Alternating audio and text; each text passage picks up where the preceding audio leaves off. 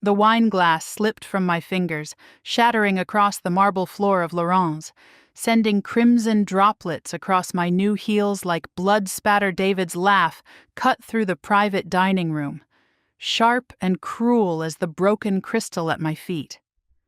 "Oh God, Emma, seriously?" He didn't even look at me, just kept talking to his colleagues. "Can someone get my wife a sippy cup?"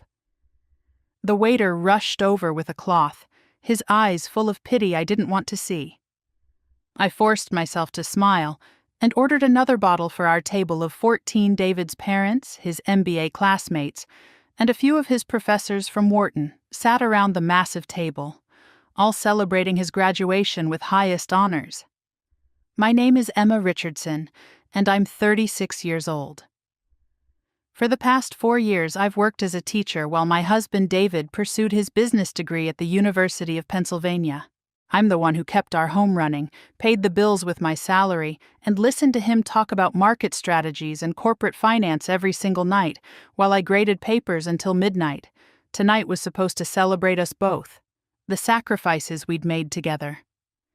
"Ladies and gentlemen," David's father, Robert Mitchell II, stood with his Scotch glass raised.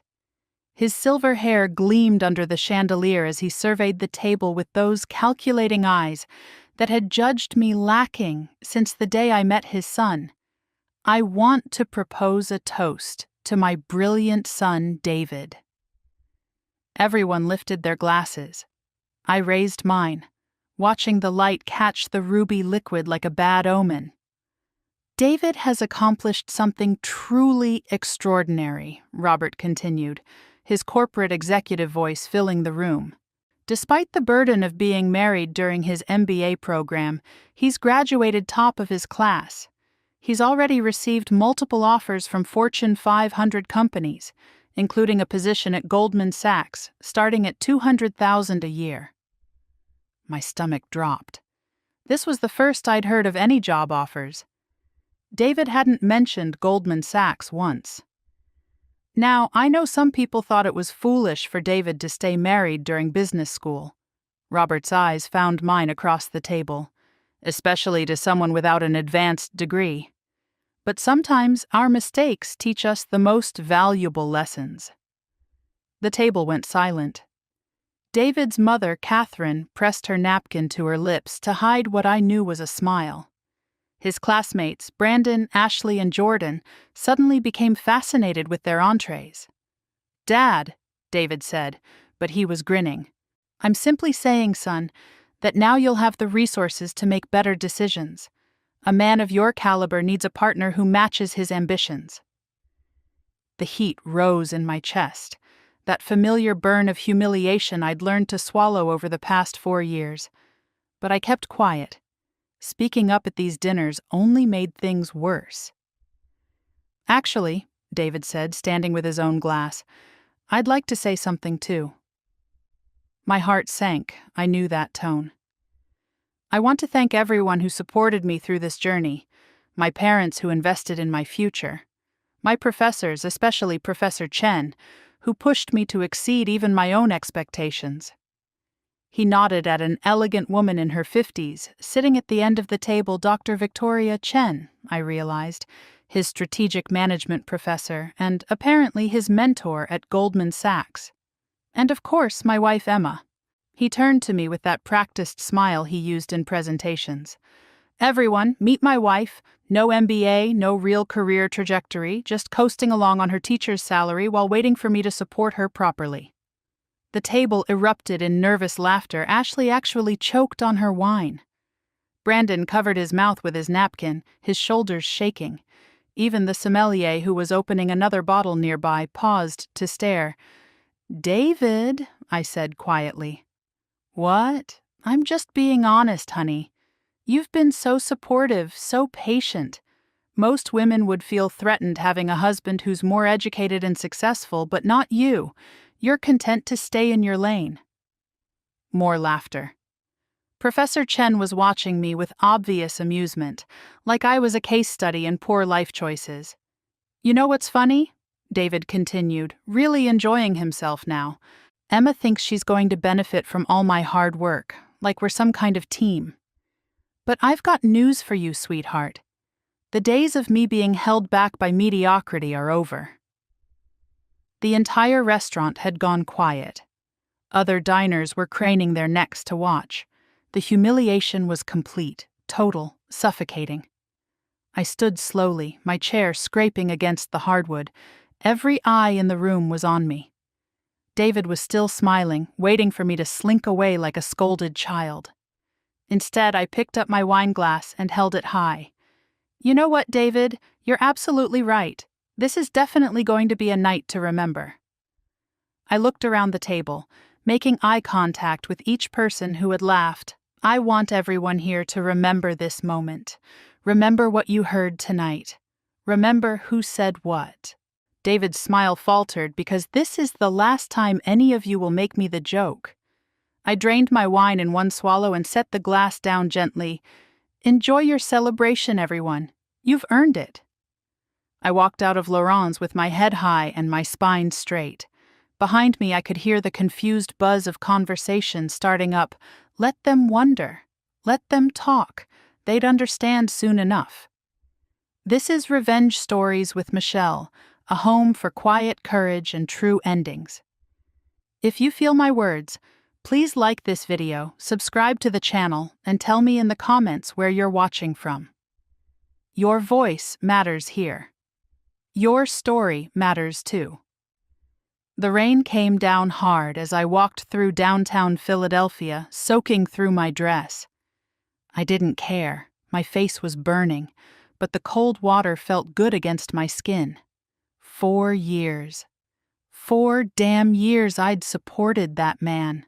I'd worked extra tutoring sessions to help pay for his textbooks. I'd packed his lunches every morning before my own teaching day started. I'd listened to him rehearse presentations until 3 a.m. I'd been his cheerleader, his editor, his unpaid assistant, and this was my reward. My phone buzzed with a text from David. "Where did you go? You're embarrassing me in front of important people." I almost laughed. I was embarrassing him. Another text appeared. "Stop being dramatic and come back. We need to discuss the tuition reimbursement." That stopped me cold. I stood on Market Street, rain streaming down my face, staring at those words. The tuition reimbursement. Here's something David's fancy MBA friends didn't know.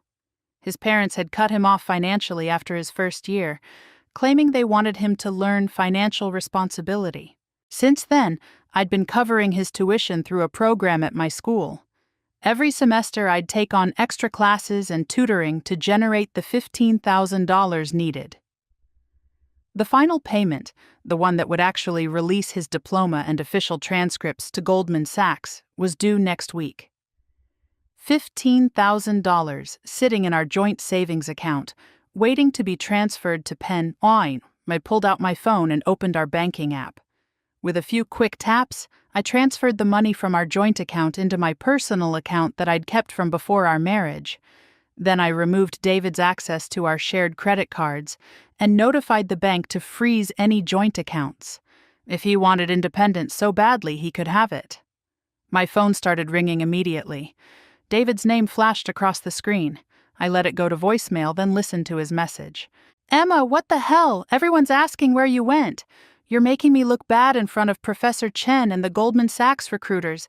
Just get back here and act like an adult for once." I deleted the message and turned off my phone. The rain continued as I walked to my apartment in Northern Liberties. It wasn't much, just a 1-bedroom I'd kept throughout our marriage as my personal sanctuary, though I'd never thought I'd actually need to use it this way. Turns out my instincts were better than I'd given them credit for. I poured myself bourbon, something David would have mocked as unsophisticated, and sat down at my computer. Time to do what I did best, research and documentation. David thought I was just a simple elementary school teacher who made bulletin boards and graded spelling tests. He had no idea what I was actually capable of. 6 years as an investigative journalist before switching to teaching had taught me how to find information. My current hobby of digital archiving had taught me even more. I started with David's email account.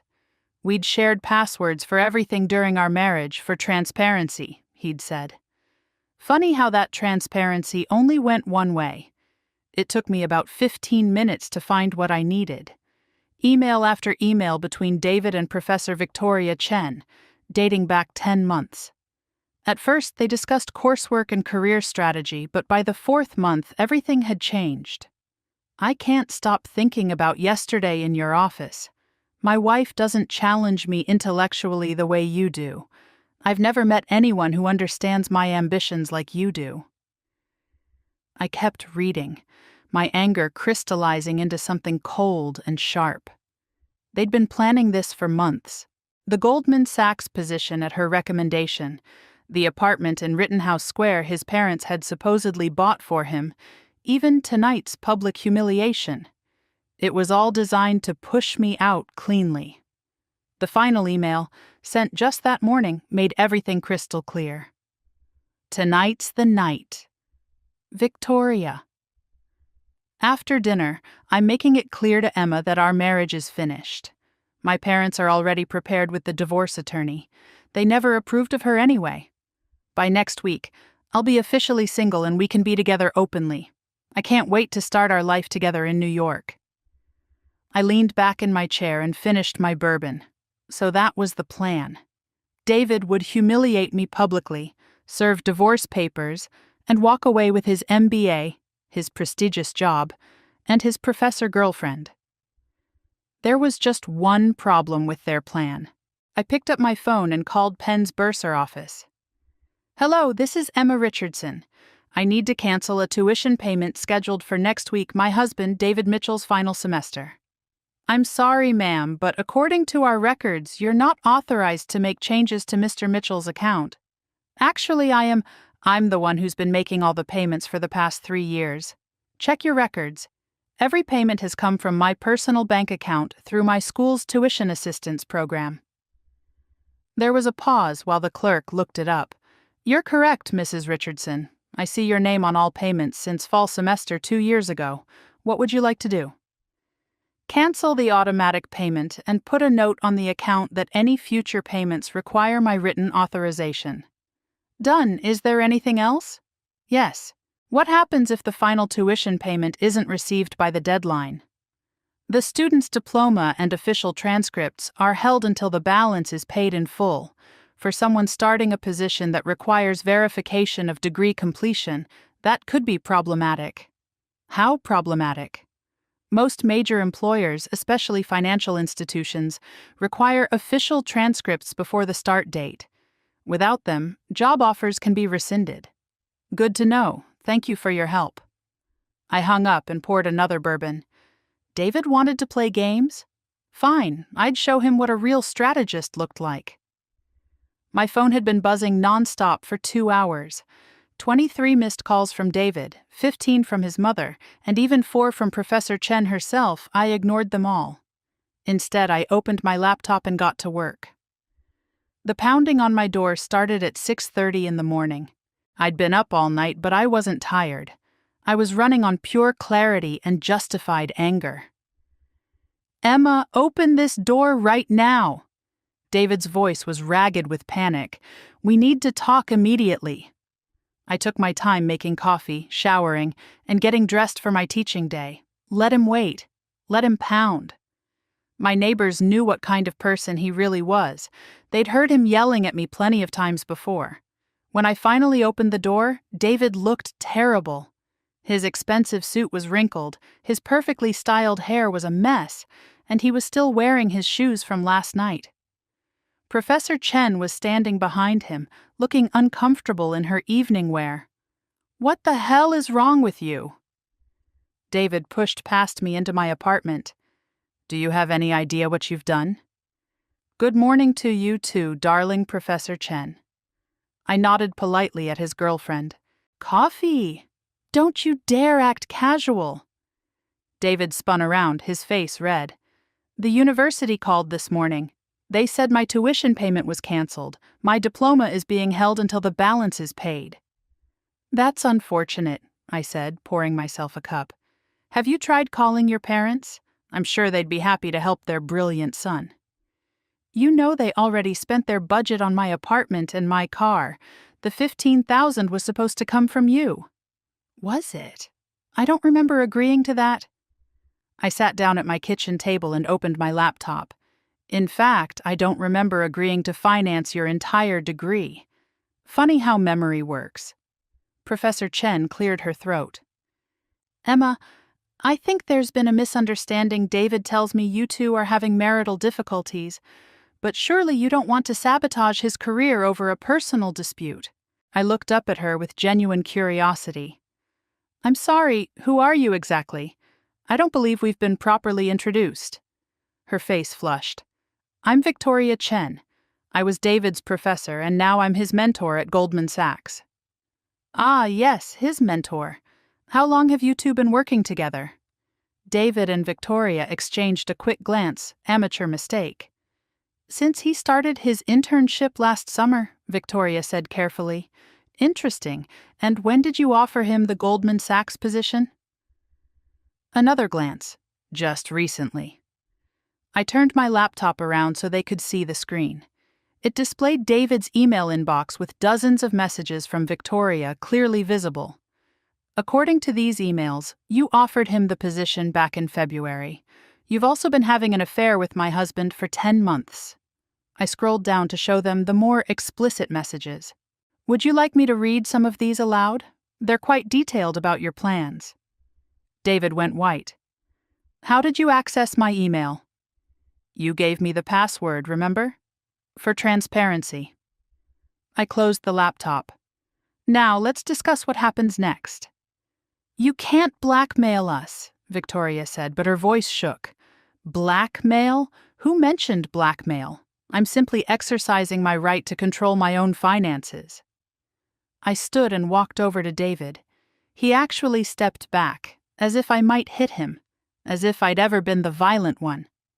For 4 years, I supported you. I worked extra hours to fund your education. I cooked your meals and edited your papers and listened to you practice presentations. I glanced at Victoria. Well, most of your presentations. Emma, please, David said, and for the first time he sounded scared instead of angry. I know I said things last night that were out of line. I was excited and nervous and I drank too much. You called me mediocre. You said I was holding you back. You said I had no real career trajectory. I counted off each insult. You said all of this in front of your parents, your friends, and your professors. You made me a joke. I'll apologize publicly. I'll tell everyone I was wrong. Will you? Will you call your father right now and tell him you were wrong about me? Will you post on social media that you're sorry for humiliating your wife? He hesitated. That hesitation told me everything. I didn't think so. I walked to the door and opened it. Here's what's going to happen. You're going to leave my apartment, you're going to figure out how to pay for your own diploma, and you're going to do it without any help from me. This is insane, Victoria said. You're destroying his future over hurt feelings. His future? What about my future? What about 4 years I spent investing in our marriage while he was planning to leave me for you? I pulled out my phone and showed her a screenshot. Quote, I can't wait to start our life together in New York. End quote. Sent yesterday morning.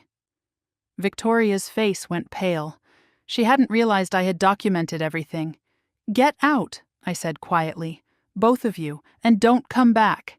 Emma, wait, David said, tears starting. We can work this out. I love you. No, you don't. You love what I provided. There's a difference. After they left, I sat back down at my computer and continued my work. If David thought last night was humiliating, he had no idea what was coming. I started with his social media presence. David was obsessed with his image, constantly posting about his MBA achievements and his perfect life trajectory. He had over 3,000 followers on LinkedIn, mostly other business students and young professionals. I couldn't access his accounts directly, but I didn't need to. I had something better, screenshots of his emails with Victoria, complete with timestamps and metadata, I created a new anonymous email account and started sending carefully worded messages to some of David's closest contacts. Nothing too obvious, just enough to plant seeds of doubt. Did you know David Mitchell has been having an affair with Professor Chen? I have documentation if you're interested. Within an hour, my phone buzzed with activity. David's friend Brandon called me directly. Emma, I just got the strangest email. Someone saying David's been involved with Professor Chen. That's crazy, right? Is it? I asked. There was a long pause. Emma, what's going on? Why don't you ask David? I'm sure he'll explain everything. I hung up and waited. It didn't take long. David called 25 minutes later, his voice shaking with rage. What did you tell Brandon? He's asking questions about Victoria and me. I didn't tell him anything, but apparently someone else has information to share. This is harassment. I could have you arrested. For what? Telling the truth? Good luck with that, darling. Oh, wait. You're not actually an MBA graduate yet, are you? You still need that diploma. I hung up and went back to work. By the end of the day, David's entire network was buzzing with rumors about his affair. His LinkedIn posts were getting comments like, "Is this true about you and Professor Chen?" and "Your wife deserves better." But I was just getting started. I called Penn's ethics office and filed a formal complaint against Professor Victoria Chen for having an inappropriate relationship with a student under her direct supervision. I included printed copies of their email correspondence as evidence. Then I called the Bar Association ethics hotline and reported that an MBA professor had been exchanging job opportunities for personal favors, which might constitute academic fraud. Finally, I called Goldman Sachs and asked to speak with the head of human resources. This is Margaret Foster. How can I help you? Ms. Foster, my name is Emma Richardson. I'm calling about David Mitchell, who I believe has received an offer from your firm. Yes, Mr. Mitchell is set to start in our corporate strategy division next month. Is there a problem? I thought you should know that, Mr. Mitchell and his faculty advisor, Victoria Chen, have been having an extramarital affair. The job offer may have been influenced by this relationship rather than merit. I have documented evidence if you'd like to see it. There was a long silence. I see. Thank you for bringing this to our attention, Mrs. Richardson. We take ethical violations very seriously. I'm sure you do. Have a good day. I hung up and made myself dinner. It was only 4 o'clock, but I felt like celebrating. My phone rang again. This time it was Victoria, and she sounded desperate. Emma, we need to talk. This has gone too far. Has it? I'm just getting started. Look, I know you're angry, but you're destroying innocent people, David's career, my reputation, my marriage. Your marriage? I laughed. That's rich. You're worried about your marriage while you're destroying mine. My husband doesn't deserve this. He's done nothing wrong. Neither did I, but that didn't stop you from planning to steal my husband. It wasn't like that David and we connected intellectually. These things happen. You're right. These things do happen, and so do consequences. I hung up on her too. That evening, I got a call from my friend Rachel, who worked in Penn's administration. We'd taught together before I moved to my current school. Holy hell, Emma, I just saw the news about David. Channel 6 is doing a story about ethics violations in the business school. They mentioned him and Professor Chen by name. Is that so? I tried to sound surprised. They're talking about inappropriate faculty-student relationships and how they affect academic integrity. This is huge. My phone started ringing off the hook. David, his parents, Victoria, even some of his classmates. I ignored them all. Instead, I opened my laptop and started planning the next phase. If David wanted to play in the big leagues, I'd show him what real strategy looked like. 3 days after the news story broke, David's world was crumbling. His Goldman Sachs offer had been rescinded pending investigation. Professor Chen had been placed on administrative leave, and David still didn't have his diploma because he couldn't come up with $15,000. I knew all this because his classmate Ashley had called me unlike Brandon and Jordan, who had immediately distanced themselves from the scandal, Ashley seemed genuinely concerned. "Emma, I know things are bad between you two, but David's really struggling. He's been sleeping in his car for 2 days." "That's unfortunate," I said, feeling less sympathy than I probably should. "Look, I know he was awful to you at that dinner. We all saw it, and it was wrong. But don't you think this is enough? You've made your point." "Have I?" "Because last I checked, he was still planning to divorce me and start his new life with his professor girlfriend." "That's over. Victoria went back to her husband yesterday. Her career is basically finished and she's trying to salvage her marriage. Good for her." "Emma, please, just talk to him. He wants to apologize. He had 4 years to treat me with respect. He chose not to. Now he lives with the consequences." But Ashley's call gave me an idea. If David was really desperate, he might do something stupid. And if he did something stupid, I could document it. I set up my doorbell camera to record continuously and waited. I didn't have to wait long. At 1 a.m, I heard someone trying to pick my lock. I watched on my phone as David fumbled with a credit card, trying to force the door. I let him work at it for about 8 minutes, getting everything on video, before I opened the door from the inside, looking for something. David jumped back. He was wearing dark clothes, which would have been funny if it wasn't so pathetic. "Emma, I needed to talk to you." At 1 a.m? By breaking into my apartment?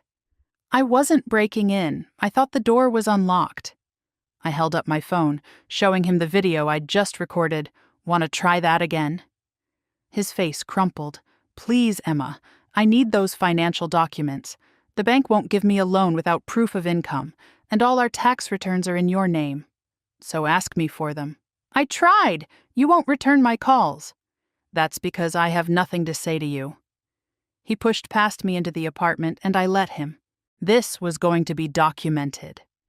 "Where are the files?" he demanded, heading for my desk. "David, you need to leave now." "Not without those documents." He started pulling open drawers, scattering papers everywhere.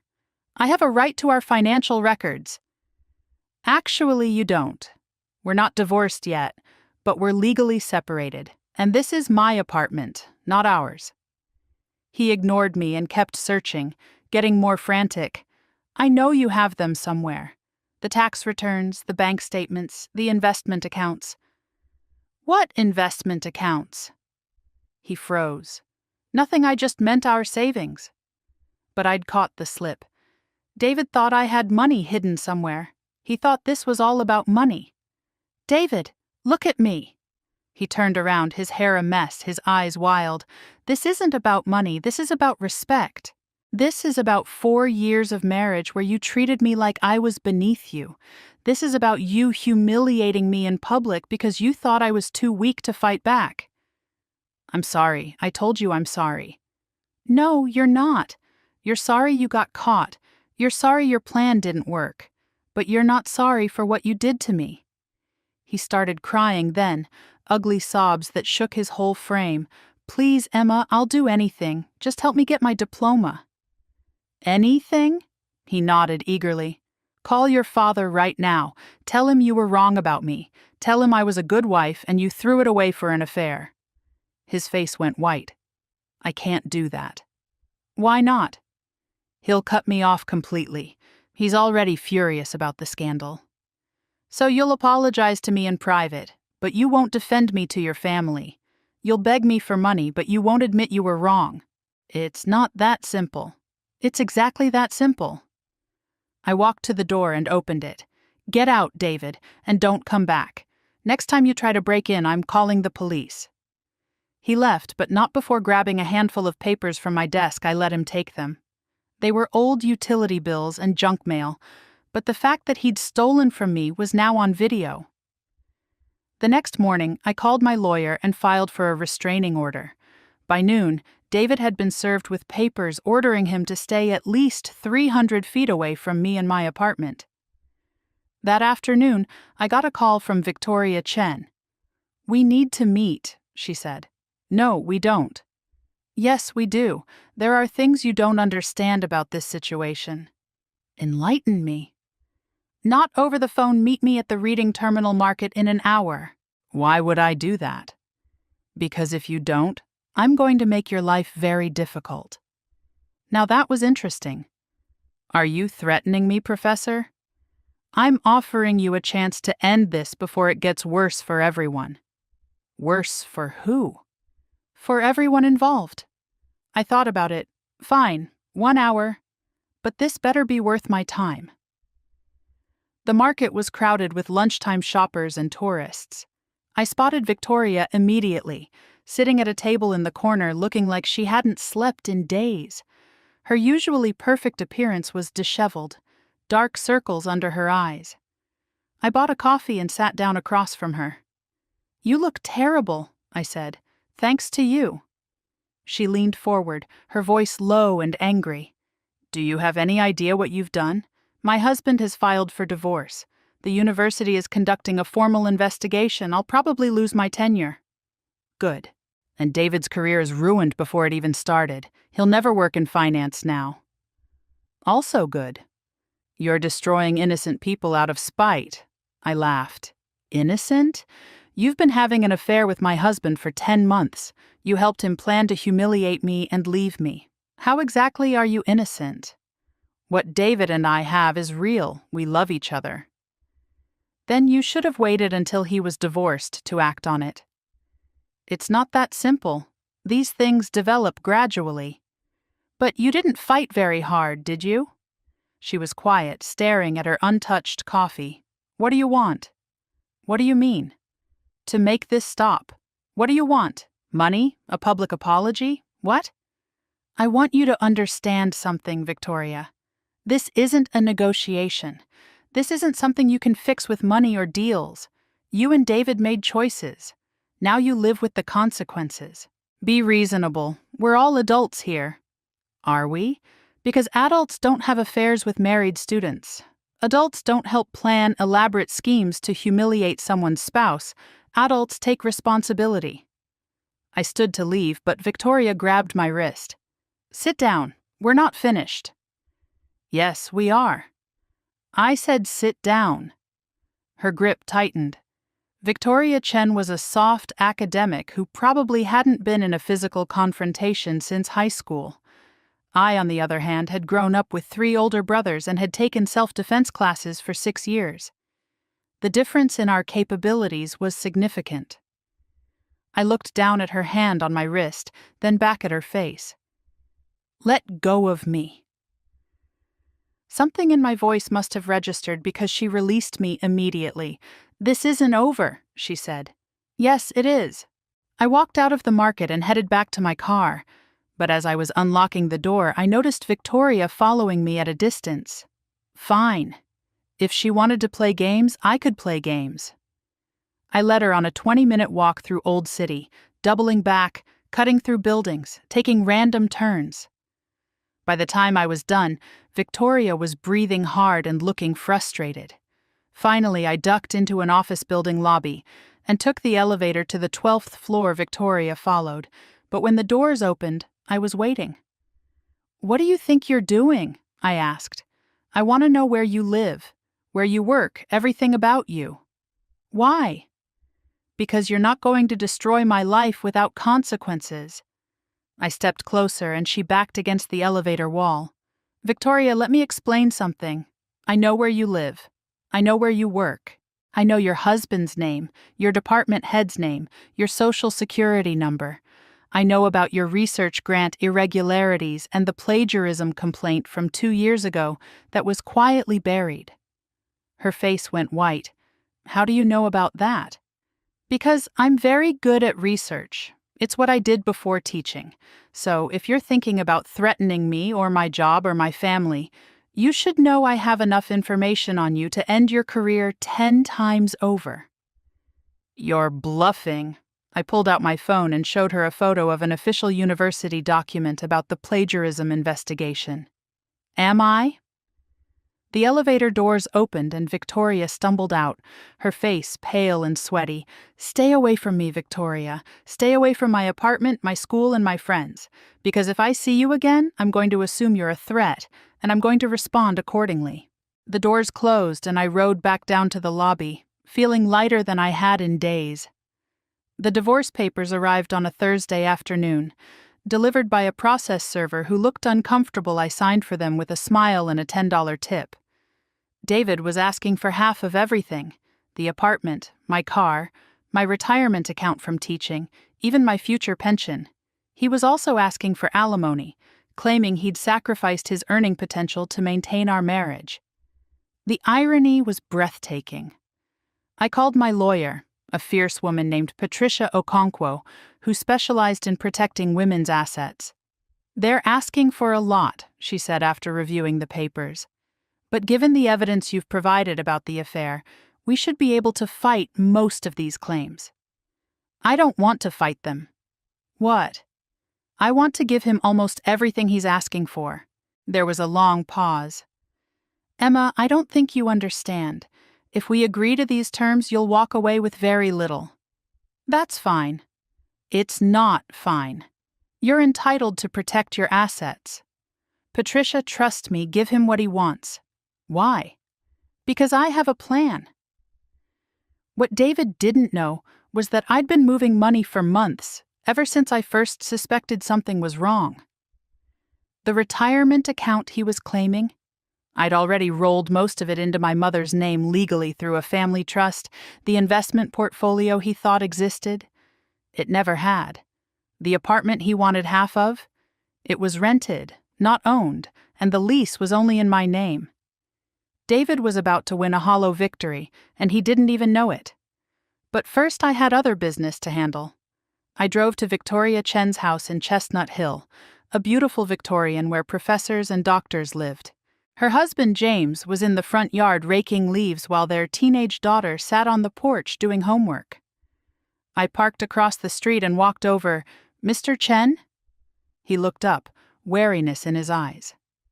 "Yes?" "My name is Emma Richardson. I think we need to talk." His face hardened. "You're David's wife." "I am, or was. We're getting divorced." "Good for you." He went back to raking, but I could tell he was listening. "I wanted to apologize for what my husband and your wife did to both of us. It's not right." "It's not your fault." "No, but I feel responsible anyway. If I'd paid more attention, maybe I could have stopped it sooner." James looked up at me again, this time with something like understanding. "That's not how affairs work. Trust me, I've been thinking about this for weeks. Victoria made a choice. David made a choice. You and I were just collateral damage. Still, I'm sorry." "Thank you. That means something." I sat down on his front steps, uninvited but not unwelcome. "Can I ask you something?" "Sure." "Are you going to take her back?" He laughed bitterly. "Are you going to take him back?" "Not a chance." "Then you have your answer." We sat in silence for a few minutes, watching his daughter work on her homework. "What are you going to do now?" I asked. "Start over, I guess. I'm a software engineer, so I can support myself and Lily. Victoria will have to pay child support, assuming she still has a job after this." "She might not. The university is taking this seriously." "Good. Maybe the next married man will think twice before getting involved with a professor." I stood to leave, but James called after me. "Emma?" "Yeah?" "Whatever you're planning, make it count." I smiled. "I intend to." That evening, I got a call from Ashley. She sounded upset. "Emma, I need to tell you something about David." "What about him?" "He's been staying with me since the restraining order, and he's not doing well." Define not doing well. "He's drinking heavily. He's not eating. He spends all day sending out resumes and getting rejection letters. He's talked about giving up." "That's unfortunate." "Emma, I'm worried about him, really worried. He mentioned something about how everyone would be better off without him." That got my attention. What exactly did he say? He said maybe he should just disappear. He said he'd ruined everything and there was no way to fix it. I was quiet for a moment, thinking. Ashley, is he seeing anyone? A therapist? I suggested it, but he says he can't afford it. What about his parents? They're not speaking to him. His father says he's brought shame on the family name. And Victoria? She won't return his calls. I think she's trying to save what's left of her own life. So David was completely alone, with no job prospects, no money, no family support, and no future he'd planned for. Part of me felt satisfied, but part of me was genuinely concerned. Ashley, if you think he's a danger to himself, you need to call someone, a crisis hotline or his doctor or even emergency services. I don't want to overreact. It's better to overreact than to ignore warning signs. Trust me. Will you talk to him? He still loves you, Emma. I know he does. No, he doesn't. He loves the idea of me as a safety net. There's a difference. Please. Just 5 minutes. Ashley, I can't. The restraining order works both ways. If I contact him, there could be legal consequences. Then what am I supposed to do? Be his friend, get him professional help. But don't expect me to save him. I'm done being David's rescue plan. After I hung up, I sat in my apartment thinking about what Ashley had told me. Was I pushing David too hard? Was I responsible if he hurt himself? Then I remembered that night at Laurent's. I remembered him laughing at me, humiliating me in front of everyone. I remembered the emails with Victoria, the plans to divorce me, the casual cruelty of his betrayal. No, I wasn't responsible for David's choices. He'd made his bed, and now he had to lie in it. But I was almost done with my revenge. Just a few more moves. The next morning, I called Penn's Alumni Foundation. Hello, this is Emma Richardson. I'm calling about establishing a scholarship fund. That's wonderful. What kind of scholarship did you have in mind?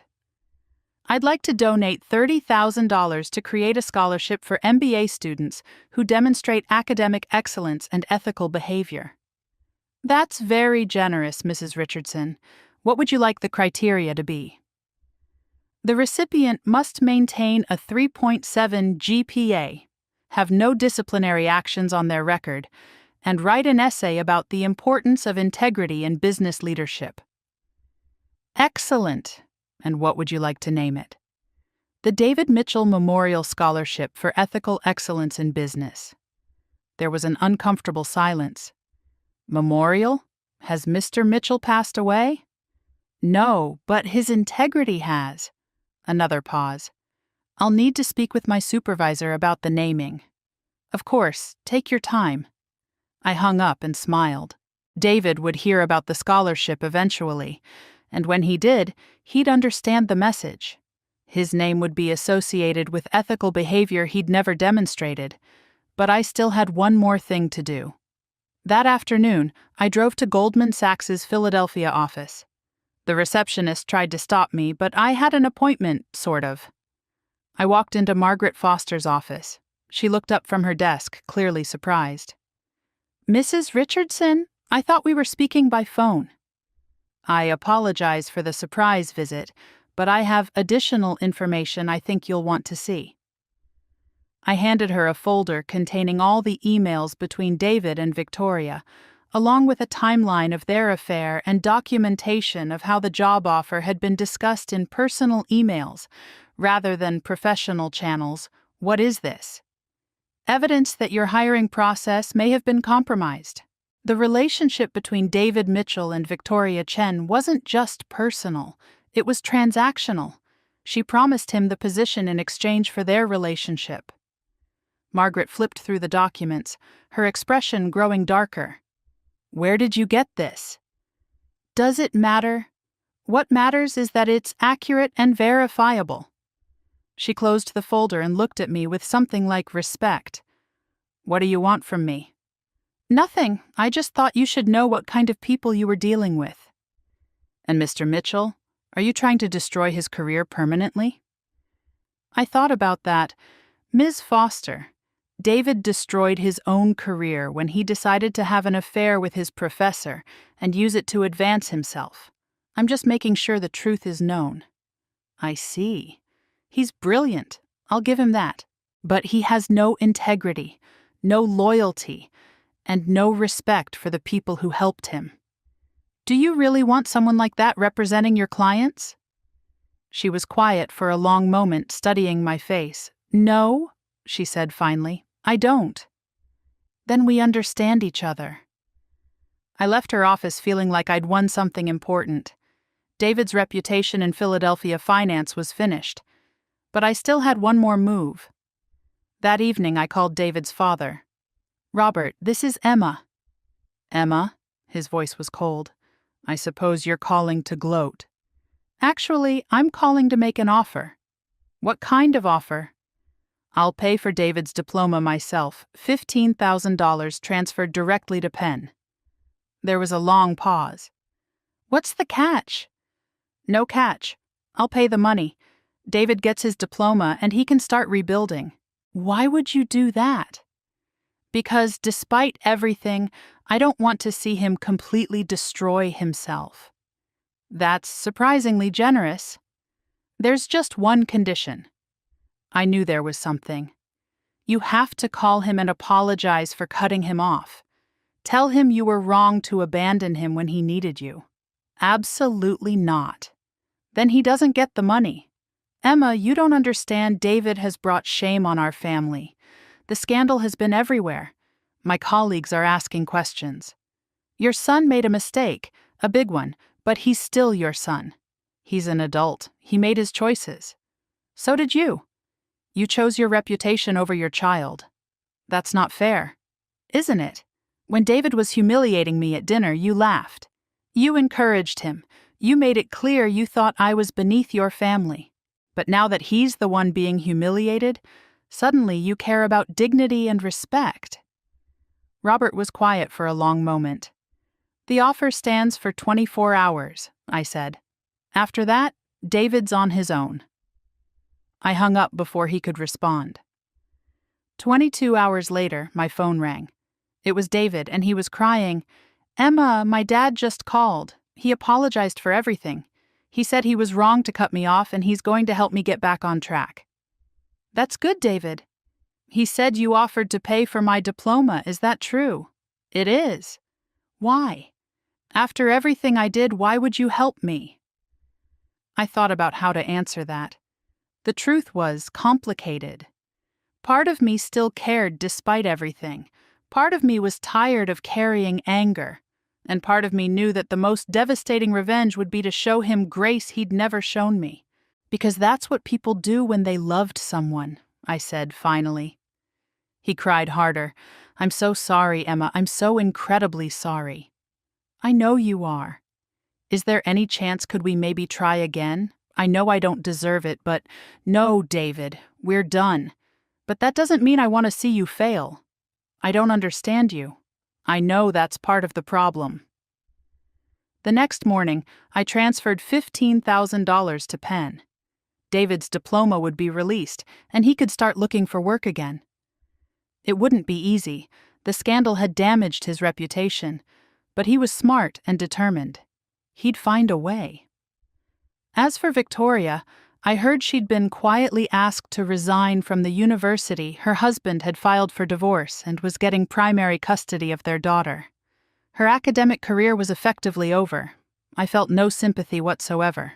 6 months after that disastrous dinner at Laurent's, I was sitting in a different restaurant, a small bistro in Rittenhouse Square, having dinner with a man named Thomas. He was an architect I'd met at a friend's art show, and he had no idea who David was or what had happened. So you're divorced? He asked, smiling warmly. Officially, as of last month. Was it complicated? Most divorces are. Do you want to talk about it? Not really. I'd rather talk about you. He smiled at that, and I noticed how genuine it was.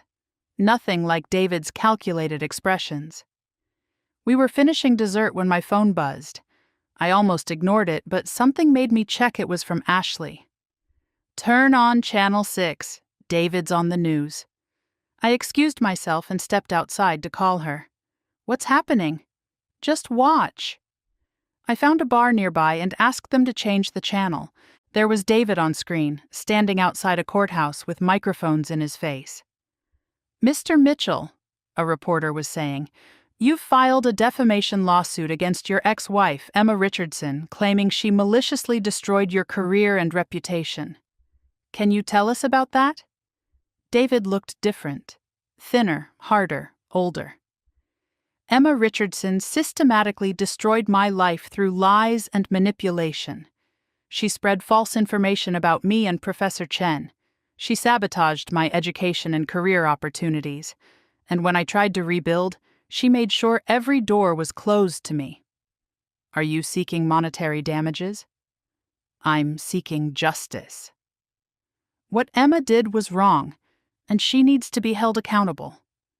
The reporter turned to the camera. Emma Richardson could not be reached for comment. We'll continue following this story as it develops. I walked back to the bistro in a daze. Thomas was waiting, looking concerned.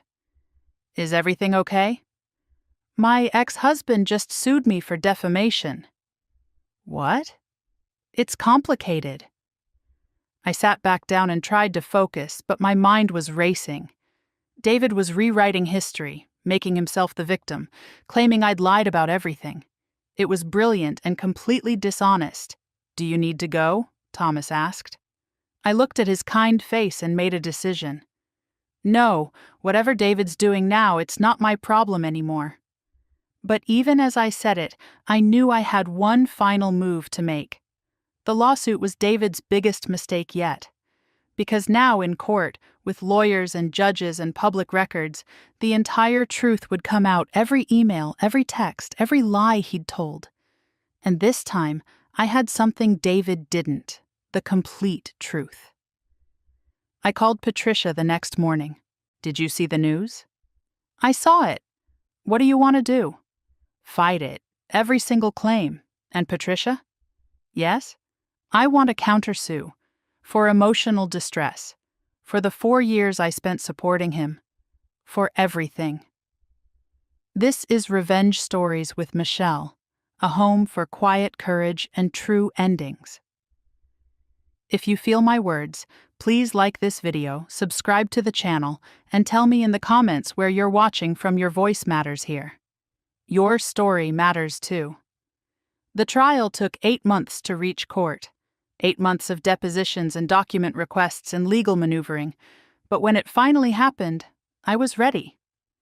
David's lawyer presented his case first, painting me as a vindictive ex-wife who couldn't handle her husband's success.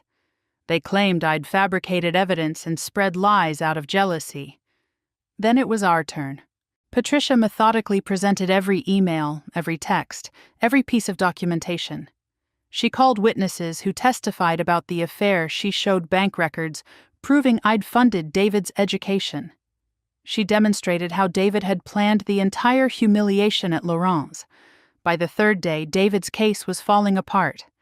By the 5th day, his lawyer was trying to negotiate a settlement. The jury deliberated for 6 hours before finding in my favor. Not only was David's defamation claim dismissed, but I was awarded damages for emotional distress and reimbursement for his education costs. After the verdict, I stood outside the courthouse giving a brief statement to reporters. The truth matters, I said simply. And today, the truth won. That evening, I met Thomas for dinner at our favorite place, the little bistro where we'd had our 3rd date. We'd been together for almost a year now, taking things slow, building something real. How does it feel, he asked, to have it finally over? Honestly, it feels quiet. He smiled. Good quiet or bad quiet? Good quiet, like I can finally hear myself think. And what are you thinking about? I looked at him, at his gentle eyes and genuine smile, at the man who'd never once made me feel small. I'm thinking about the future. Our future.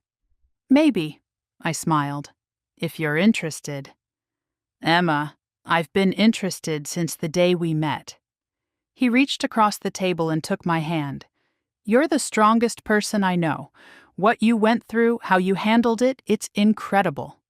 I'm not sure incredible is the right word, maybe stubborn. Maybe both. 2 years later, Thomas and I got married in a small ceremony in Fairmount Park. Just family and close friends, simple vows and genuine joy. As I stood there watching him wait for me, I thought about the journey that had brought me here. The betrayal, the pain, the revenge, the healing. All of it had led to this moment. David had been right about one thing that night at Laurent's. I had been carrying dead weight. But the dead weight wasn't me. It was him, and everything toxic he'd brought into my life. Now I was free. Free to love someone who actually loved me back. Free to build a life based on honesty instead of manipulation. As Thomas took my hand and we said our vows, I made a silent promise to myself I would never again settle for someone who didn't see my worth. I would never again sacrifice myself for someone who saw me as beneath them. The ceremony ended, and as we walked down the aisle together, my phone buzzed in my bouquet. For just a moment, I wondered if it was David trying to insert himself into my happiness one more time. But I didn't check. Whatever it was, whoever it was, it could wait. This moment belonged to me and Thomas, and no ghost from my past was going to take that away. Later that evening, at our small reception, Rachel pulled me aside. "Emma, can I ask you something?" "Of course." "Do you ever regret how things went down with David? The revenge, all of it?" I thought about that for a long moment, watching Thomas laugh with his family across the garden. "No," I said finally. "Not for a second." "Really?" "Really. Every hard moment, every painful choice, every act of standing up for myself, it all led me here to this man, to this life, to this version of myself that I actually like." Rachel hugged me. "You've come so far." "We both have." As the evening wound down and our guests headed home, Thomas and I sat on the garden wall watching the sun set over the park. "What are you thinking about?" he asked. "Nothing," I said, and for the first time in years, that was actually true. Absolutely nothing. He laughed and kissed me, and I kissed him back, tasting the future on his lips. David had been wrong about so many things, but he'd been right about one. Independence was everything. The difference was, I'd found my independence not by tearing others down to build myself up, but by refusing to be torn down anymore, and that, I realized, made all the difference in the world. As we drove away from the reception toward our honeymoon, I glanced back one last time at the life I'd built, a life based on truth instead of lies, on respect instead of contempt, on love instead of convenience. David had wanted me to be small, to stay quiet, to accept his version of who I was. Instead, I'd shown him and everyone who laughed that night exactly who I really was. Not the mediocre wife with no career trajectory. Not the woman who was holding him back, but a woman who knew her worth and refused to settle for less. And in the end, that was the sweetest revenge of all.